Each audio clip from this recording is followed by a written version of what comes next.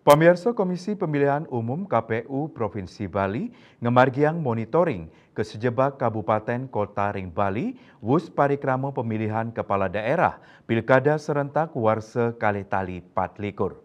Parikrama inucap kemargiang pinaka usaha mastikayang pemargin perhitungan suara memargi antar becik tur transparan.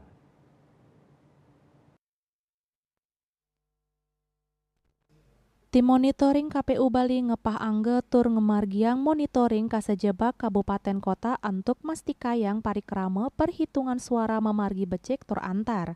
Nganutin data saking KPU Nasional Wates penguntat pangebiahan hasil akhir perhitungan suara pemilihan Gubernur Bali kemargiang ring tanggal 15 Desember warsa kalih tali 24 untuk pelantikan Gubernur terpilih jagi kemargiang ring tanggal 7 Februari warsa kalih tali selae.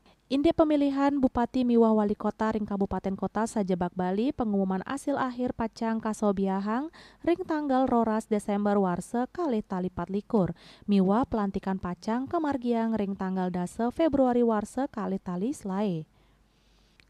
KPU Bali nguduhang majeng samian angganing rumasuk pamilat pemilu pengawas pemilu miwah parikrama. Sarang-sarang nyelehin tur nureksain pamergin perhitungan suara miwah nguningayang yening wenten pelanggaran utawi kecurangan sane kepanggihin.